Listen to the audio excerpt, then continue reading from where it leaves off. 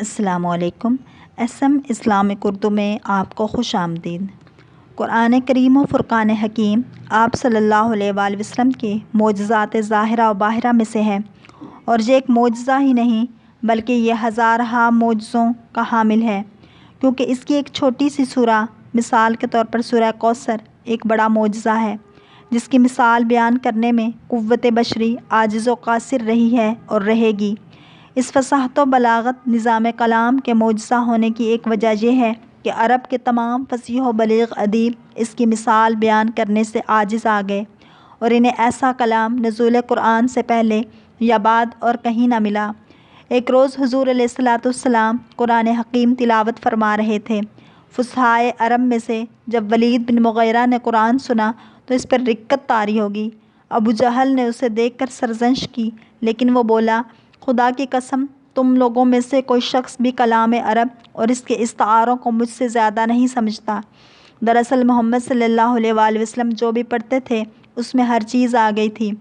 کسی اور دن جب عرب کے مختلف قبیلے کسی رسم کو ادا کرنے جمع ہوئے تو ولید بن مغیرہ نے معشر قریش سے کہا کہ محمد صلی اللہ علیہ وآلہ وسلم کے متعلق سوچ سمجھ کر ایک رائے قائم کر لو جس سے ایک دوسرے کی تکذیب نہ ہو، اور اس رائے کے مطابق عرب کے تمام قبیلوں میں محمد صلی اللہ علیہ وآلہ وسلم کے خلاف نفرت پھیلائیں۔ قریش نے کہا، وہ کاہن ہے۔ ولید نے کہا، خدا کی قسم، وہ کاہن نہیں ہے، کیونکہ اس کا کلام زمزمہ اور سجا کے لحاظ سے کاہنوں کی کلام کے مانند نہیں۔ پھر کہنے لگے، وہ معاذ اللہ پاگل ہے۔ ولید بولا، بخدا وہ دیوانہ نہیں ہے، اور اس پر کسی جادو اور وسوسے کا اثر نہیں۔ وہ بولے، پھر محمد صلی اللہ علیہ وآلہ وسلم شاعر ہیں۔ ولید بن مغیرہ نے پھر قسم کھائی اور کہا کہ وہ شاعر بھی نہیں ہے، کیونکہ میں اشعار کی تمام اقسام سے اچھی طرح آشنا ہوں، لیکن اس کا کلام ان میں سے کسی کی بھی مانند نہیں۔ پھر کہنے لگے، وہ جادوگر ہے۔ اس نے کہا، وہ جادوگر بھی نہیں ہے، کیونکہ جیسے جادوگر پھونک جھاڑ اور گانٹے دیتے ہیں وہ نہیں دیتا۔ قریشی کہنے لگے، پھر آخر کہیں کیا؟ وہ کہنے لگا، تم جو کچھ بھی کہو وہ جھوٹ ہے، لیکن جو بات کارگر ہو سکتی ہے وہ یہ ہے کہ اسے اس قسم کا جادوگر کہا جائے جو انسانوں میں باپ بیٹے، بھائی بیوی اور رشتہ داروں کے درمیان جدائی ڈال دیتا ہے۔ اس پر تمام متفق ہو کر واپس گھروں کو چلے گئے۔ اس کے بعد وہ برسر راہ بیٹھ کر حضور اکرم صلی اللہ علیہ وآلہ وسلم کے خلاف نفرت پھیلاتے تھے۔ اعجاز قرآن کریم کی وجوہات میں سے ایک وجہ ان تاریخی واقعات کی صداقت ہے جو صدیوں پہلے واقع ہو چکے تھے اور سابقہ امتوں اور ان کی شریعتوں کے متعلق تھے۔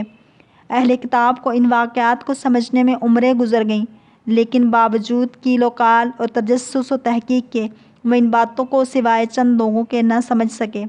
ان کے علم میں یہ بات بھی تھی کہ رسول اللہ صلی اللہ علیہ وآلہ وسلم امی ہیں اور کچھ لکھ بھی نہیں سکتے۔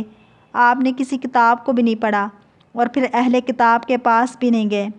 اہل کتاب میں سے بہت سے ایسے بھی تھے جو آپ سے ان باتوں کے متعلق پوچھتے تھے۔ چنانچہ آپ صلی اللہ علیہ وآلہ وسلم پر قرآن حکیم نازل ہوا جس کی آیات ان کے سوالوں کے جوابوں پر مشتمل تھیں۔ ان آیات کے نزول کے بعد سب لوگوں نے آپ صلی اللہ علیہ وآلہ وسلم کی تصدیق کی اور انہیں انکار کی مجال نہ رہی۔ قرآن کے معجزہ ہونے میں غیب کی باتیں بھی شاہد ہیں۔ مستقبل کے وہ امور جو واقع ہوئے ہیں یا ہوں گے ان کا قرآن حکیم میں جا بجا تذکرہ ہے۔ ان میں سے ایک ارشاد خداوندی ہے، اِنَّا نَزَّلْنَاهُ الذِّكْرَ وَإِنَّا لَهُ لَحَافِظُونَ۔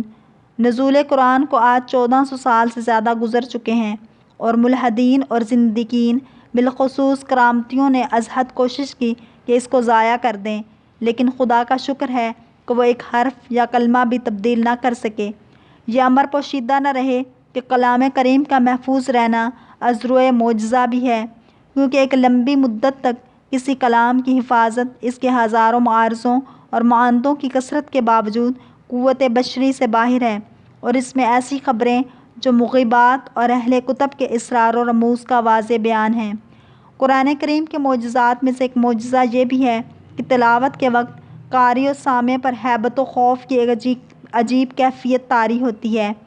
کہتے ہیں ایک دن ربیع بن عتبہ جناب سرور کائنات صلی اللہ علیہ وآلہ وسلم سے اس کلام کے بارے میں گفتگو کر رہا تھا جو حضور اکرم صلی اللہ علیہ وآلہ وسلم پر اپنی قوم کے خلاف نازل ہوا تھا۔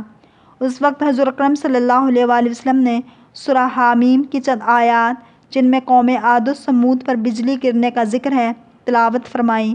عتبہ نے سن کر اپنا ہاتھ حضور اکرم صلی اللہ علیہ وآلہ وسلم کے دہان اقدس پر رکھ دیا اور آپ کو قرات سے باز رہنے کی قسم دی۔ ایک روایت میں یوں آتا ہے کہ رسول اللہ صلی اللہ علیہ وآلہ وسلم اس سورہ کو تلاوت فرماتے اور عتبہ سنتا جاتا تھا۔ اس دوران اس نے اپنے ہاتھ پس پشت رکھے ہوئے تھے۔ جب آیت سجدہ آئی تو حضور اکرم صلی اللہ علیہ وآلہ وسلم نے سجدہ کیا۔ عتبہ اٹھا، اسے پتہ نہ چلا کہ آپ کیا کر رہے ہیں۔ وہ اٹھ کر سیدھا اپنے گھر گیا جہاں سب قوم اکٹھی ہو گئی۔ عتبہ نے ہر آدمی سے معذرت چاہی اور کہا، خدا کی قسم، حضور اکرم صلی اللہ علیہ وآلہ وسلم نے جس کلام بلاغت نظام میں مجھ سے گفتگو فرمائی ہے، میں نے آج تک ایسا کلام پڑھا ہے نہ سنا۔ حضور اکرم صلی اللہ علیہ وآلہ وسلم کے سامنے مجھے کچھ جواب ہی نہیں سوچتا تھا۔ اگر آپ کو ہماری اسلامک ویڈیو پسند آئیں تو لائک، شیئر اور سبسکرائب ضرور کریں تاکہ ایسی اسلامک ویڈیوز آپ تک پہنچتی رہیں۔